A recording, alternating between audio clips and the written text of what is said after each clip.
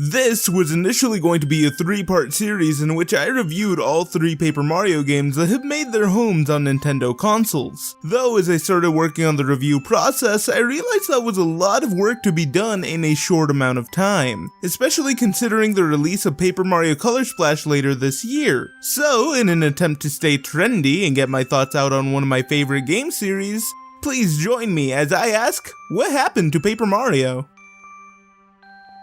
If you talk to any fan of the franchise, you might know that Paper Mario has seen better days. In fact, Sticker Star is basically panned as being the worst game in the series, having been positively received by critics but absolutely hated by its fanbase. The game is almost synonymous with the word terrible, which should never be the case. I think it's important to know the history of Paper Mario as a Nintendo franchise before we can find where the problem lies. This way we can at least have a foundation to work on before we decide to simply tear Sticker Star a new one. This is why, for the next few minutes, I'm going to be talking about Super Mario RPG by Squaresoft, the predecessor to Paper Mario. While I have never beaten the game myself, I know enough about Super Mario RPG to know that this is where Paper Mario got its foundation. Being the first RPG based around our Red Plumber and the only game developed by Squaresoft, this game set up a good portion of the mechanics Paper Mario would use to this day. Things like the turn-based battle system, QTE moments in which you can empower your attacks, items, and party members all originated from this game. In fact, Paper Mario started off as a direct sequel to Super Mario RPG, as evident by the beta they showed off at Nintendo Space World 1997. The name of the game was changed, most likely to avoid legal disputes with Squaresoft, who were no longer producing the titles as they were replaced with intelligent systems.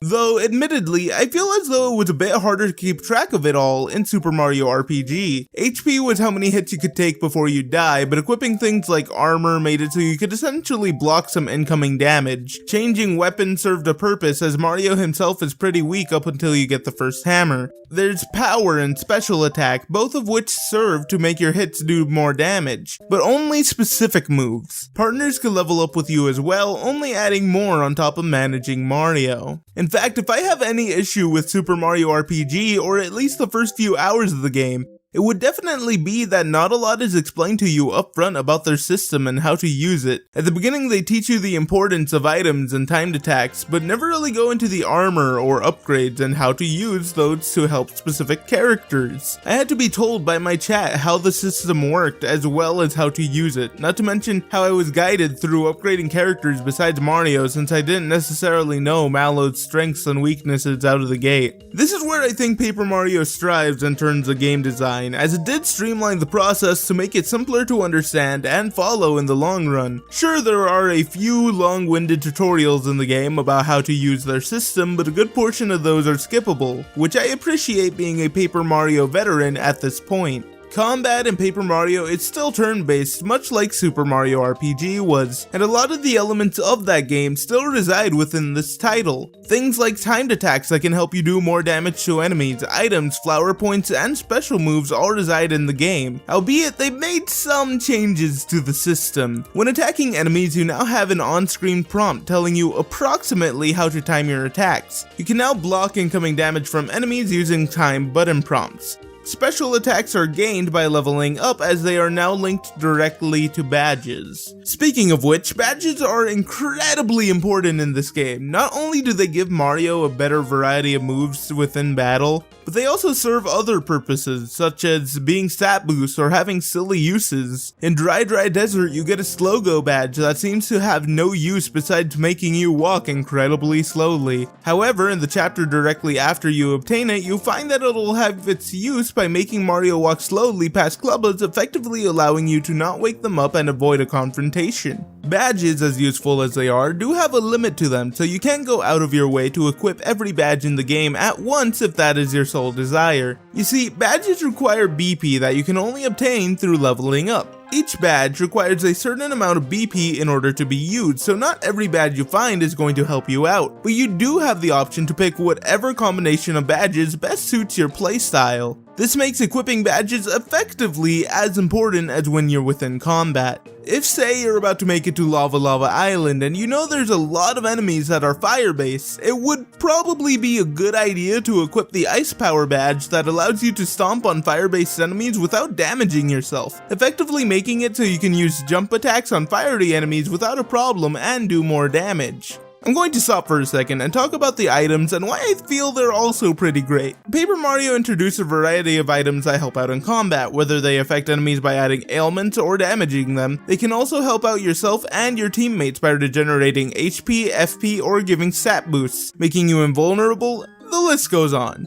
See, the thing about items is that they are on a one-use basis. You really can't go out and expect to beat a boss with only items since your inventory isn't big enough, and those items are not nearly as potent as you might think they are. They are there to serve as a singular boost to help you win battles, which is incredibly helpful, just never put your full trust in them. And then we get into the star gauge and the truly special attacks. Basically, as you play through Paper Mario, you will save the 7 star spirits needed to complete the game. Though they're not just there to serve as narrative progression, they are also glorified items. In a sense. While items are non-replenishable in battle, your star gauge is. As you use the star spirit attacks, your star gauge will decrease. Each use of a star spirit requires a certain number of star gauge bards to use their abilities. These abilities vary from spirit to spirit, whether it's an HP FP boost, the cast of ailments onto an enemy, or just an attack that typically targets all enemies with varying success. The star spirits serve to be small boosts gained throughout the course of a battle. Every time you attack an enemy normally, you will gain a little bit of energy needed to fill the star gauge. You can also focus on your respective deity of choice and get more star gauge filled up like that. There's even badges you can equip to help increase the amount of energy you get per focus and allows your partners to focus as well. It's important to note that Mario never fights by himself in this game past the intro screen. You actually have partners or teammates that fight alongside Mario as well. This is also where you're able to get a bit more strategic with the way you attack enemies. Some of my favorite examples being in the first chapter when you're fighting Bob-ombs. After you acquire Cooper, you're able to effectively fight Bob-ombs without much trouble. See, Bob-ombs get aggravated after you first attack them and get ready to explode, though since Mario and Cooper can both attack every turn, you're able to turn this to your advantage. The explosion will only hurt if you have direct contact with them. Mario can use his hammer to aggravate the Bob-ombs, and then Cooper can effectively run into them while protected by his shell to detonate them. This means you can effectively get rid of Bob-ombs with this pattern. And you know what?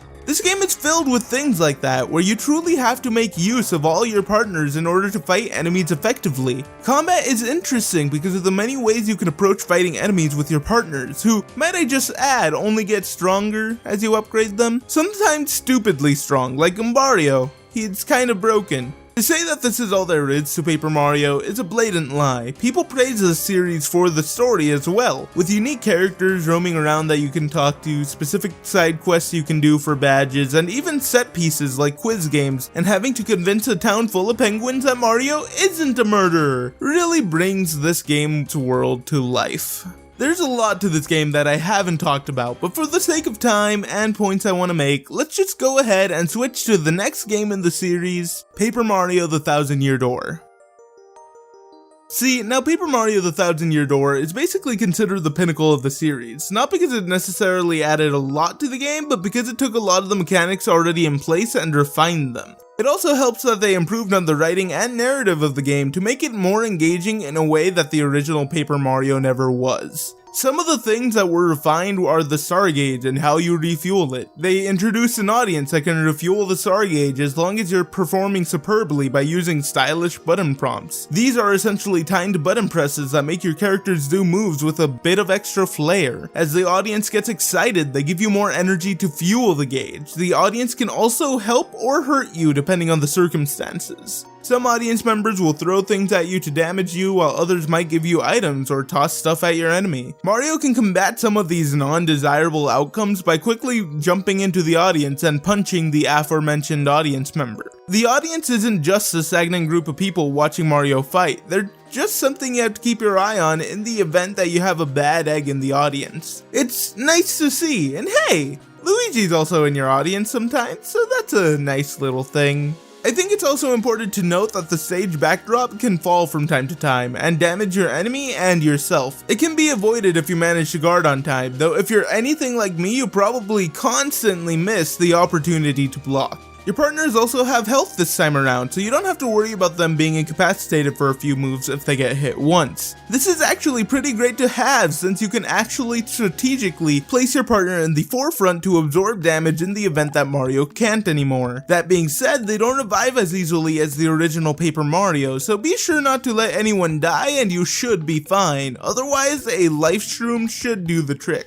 Also, have I mentioned that your partners can use items now? Cause that's kind of a big deal. They aren't just there to fight with you anymore, now these characters can heal you as well. So say you want to do something like give Mario some extra FP so he can use a special attack. You could actually restore his FP and have him attack in the same turn because of your partner's newfound ability. This leads to more strategy in the way you handle items and attacking, which is always great if you ask me. Thousand Year Door is regarded as the pinnacle of the Paper Mario series because it took what made Paper Mario great and refined it. Anything else I could potentially mention goes more into the story elements, which I would love to cover at another time. Maybe I'll do a review of Thousand Year Door, who knows. Now prepare yourselves everyone, we're about to venture into the title that changed the way that Nintendo looks at Paper Mario.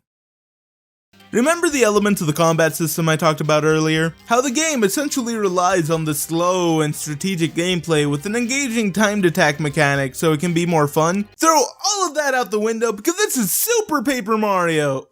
Alright, at the risk of losing credibility this far into the video, let's actually talk about the game and what it changed, which, if I'll be quite honest with you, is a hefty amount. Now, to call this game an RPG is a bit of a stretch, as it does have some elements of an RPG, just not enough to call it one. The game goes back to the roots of being a platformer, since, you know, we didn't have enough Mario platformers at the time. This title in particular relies heavily on the gimmick of flipping perspectives to solve puzzles. It starts off as a regular Mario side-scroller up until you learn how to dimension flip, effectively making the perspective change from 2D to 3D. This is probably one of the biggest changes to the game, as the level design is now heavily focused on perspective and the lack of information to make it through areas and obstacles. See, now this is where the game gets a bit weird, since it is now effectively a side-scroller. They decided to remove the turn-based combat system and replace it with combat based more on platforming than planning, essentially stripping the Paper Mario franchise from the turn-based combat that the prior two games spent so much time building and refining.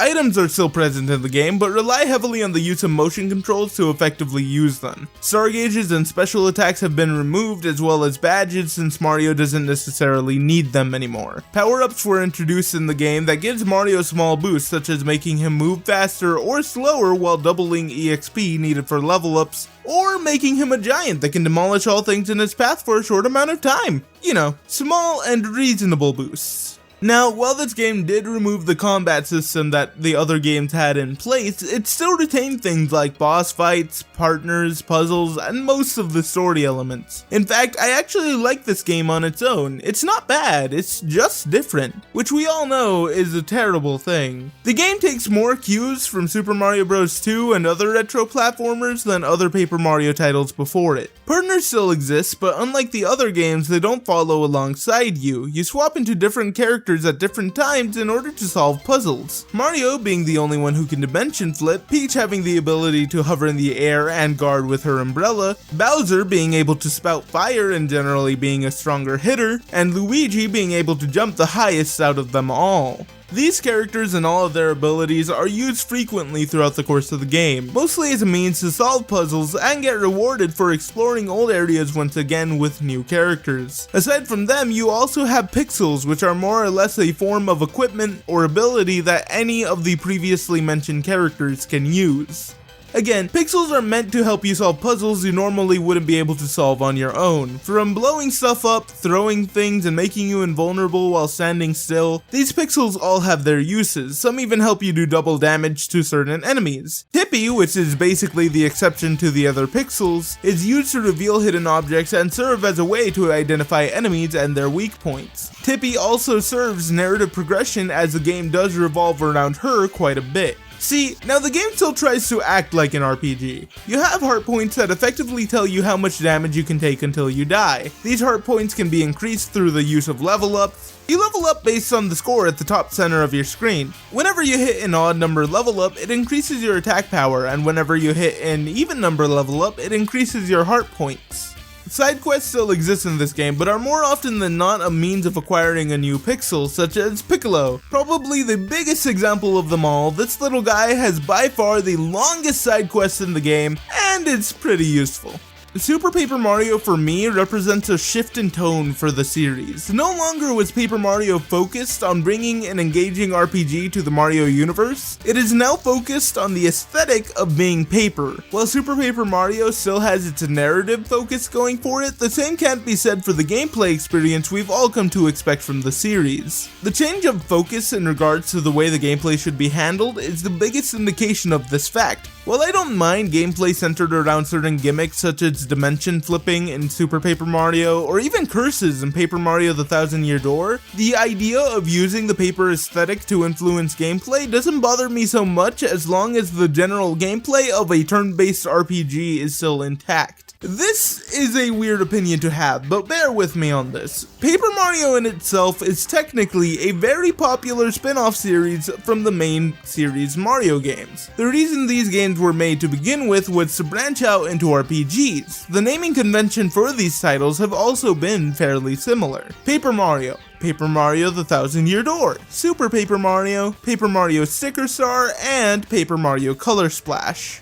I almost feel like Super Paper Mario in itself is a spin-off of the Paper Mario series. A spin-off of a spin-off, if you get the idea. The naming of the game almost backs up the idea that the game is different from the other titles in the series. Not only are there multiple homages to the older Mario platformers, but even the naming convention for this particular series was broken for this game specifically. That's basically the way I like justifying this game being so immensely different from the other Paper Mario games. It's a game that might have started off as Paper Mario, but quickly deviated into a platformer. That's a weird thought process, right?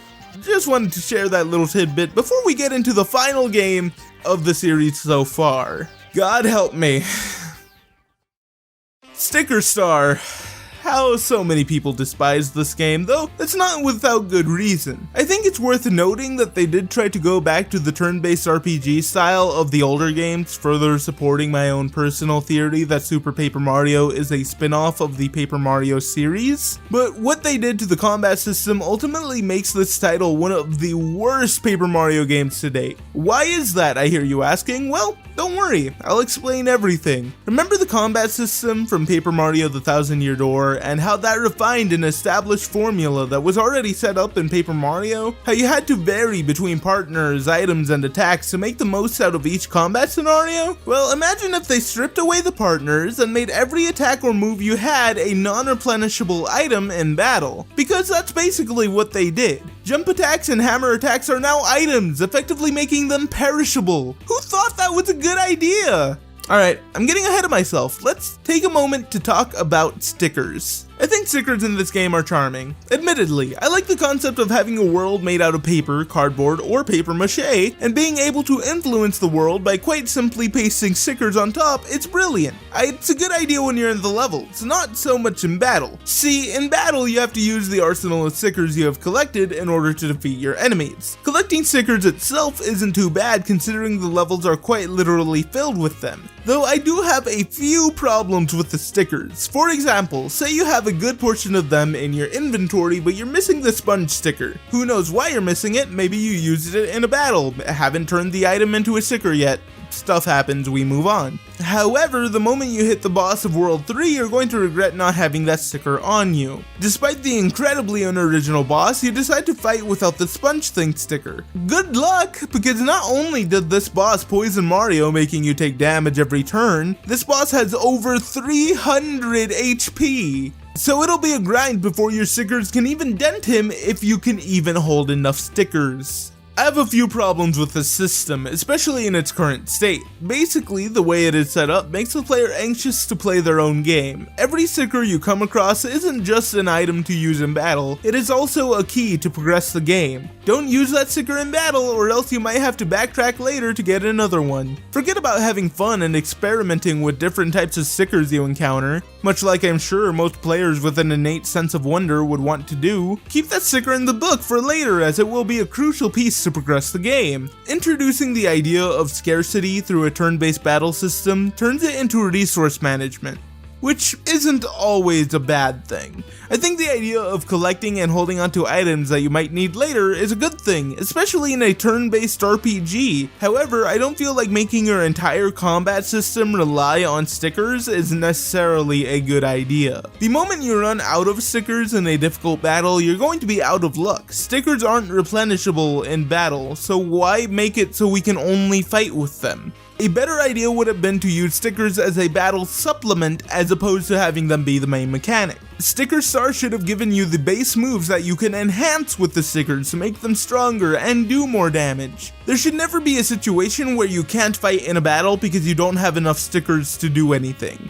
The system in place made it so that stickers had a form of value to them. You subconsciously decide which stickers are worth holding onto and get rid of the weakest ones first, saving the stronger stickers for a difficult battle later on down the line. And I wouldn't even mind so much if the game actually let you strategize the stickers a bit more. The moment you enter a battle with a group of enemies, the game is going to give you one sticker slot to use so you can attack. Depending on the sticker you select, there is a variety of outcomes that can happen. While a normal jump sticker will only attack one enemy, you aren't allowed to choose that enemy. It forces you to think out your attacks and the order in which you use the stickers in your arsenal. For example, if there's a spiny Goomba up front with a regular Goomba directly behind it, you do not want to use the normal jump sticker first, as it will automatically target the spiny Goomba, making you take damage. There is a roulette feature where if you time it correctly you can get up to 3 sticker slots. This means that you can pick what stickers you want to use and in what order, as it basically targets everything from left to right depending on the stickers you use. This is useful as it helps you clear larger waves of enemies more efficiently. However, say for whatever reason you managed to defeat all enemies in a row with a single sticker, if you had chosen 2 more just in case the first sticker couldn't do the job, those stickers are counted as used and removed from the inventory the moment the battle ends.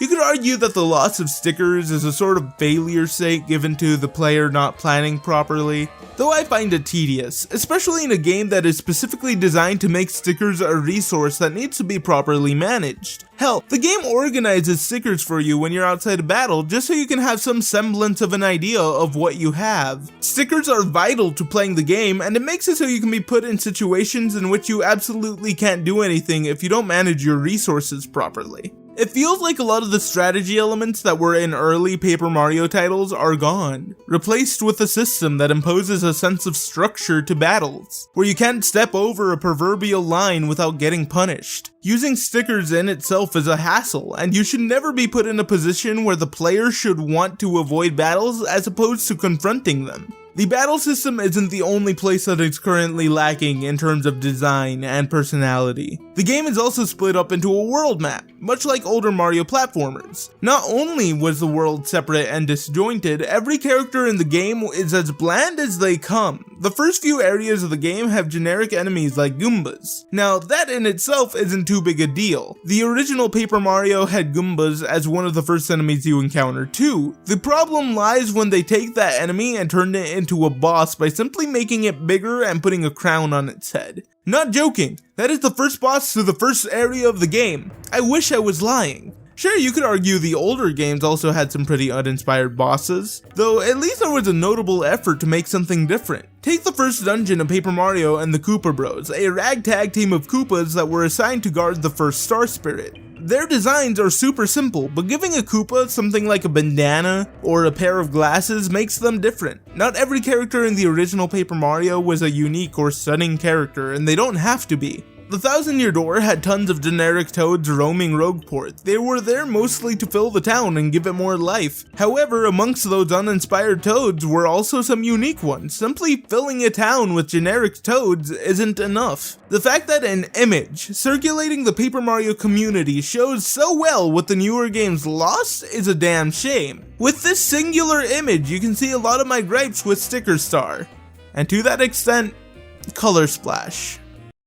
I'm going to get a lot of hate for this, aren't I? Let's start talking about Color Splash and what we know of it. Color Splash, being the sequel to Sticker Star, is looking about the same. Don't get me wrong, the game looks great. Its pleasing aesthetic in HD is absolutely gorgeous, though that's about the only good thing I can really say about it. The stickers are back, but they make their appearance in the form of cards. Paint can be used to power up the cards, which makes them stronger. You now have 2 slots in which you can use to select cards and beat the corresponding enemies. I'd be lying if I said I didn't see some improvement in the system. I like the idea of cards having multiple attacks per use. In this footage where Mario is fighting Morden, they show some of the strategy you can use with cards, such as intentionally failing a timed button sequence so they don't jump on Morden's spikes. That makes sense. I like the idea of that. Granted, it does not solve the issue of item scarcity or the idea that your paint will most likely run out in battle if you use too much. A good portion of my complaints from Sticker Star seem to still be present. While the game does seem to have a bit more flair to it as opposed to its predecessor, in fact I really enjoy these Rescue V videos they have, it doesn't solve many of the issues people have with Sticker Star, at least not up front. Hell, some of the cards they have shown have been directly ripped from Sticker Star, which leads me to believe it's also going to have the issue of needing cards for puzzles. At least the emphasis on color is pretty nice.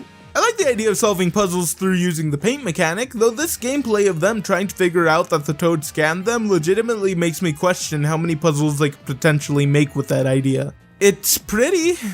I want to be excited for this game. I want this game to be good. I was legitimately hopeful for this game until I saw them demonstrate gameplay during Nintendo Treehouse. I'm not going to tell you that it's wrong to enjoy Sticker Star or buy Color Splash. You enjoy what seems fun to you. Though if you're like me and you have a lot of grievances with the series and how it is currently being handled, then I absolutely implore that you cancel any pre-order and wait. Review copies are out right now, which means reviews will be posted soon. Wait to see what people are saying about the game, decide if it's something you think you'll enjoy or not, and make a decision based on that. Finally, Nintendo, please listen to the fans of the community. Through the countless amount of people pleading for Paper Mario to get a proper sequel, and the ones who want to see Color Splash die, just do us a humongous favor and listen. That's all we're asking you to do. There is an audience of people who enjoy the original Paper Mario and 1000-Year Door. Listen to them, because they are the audience you appeal to in the first place. I have a question for all of you. In the comments down below, I'd like you to tell me what you both loved about the Paper Mario series and what you hated of it. Do you agree with me? Disagree with me?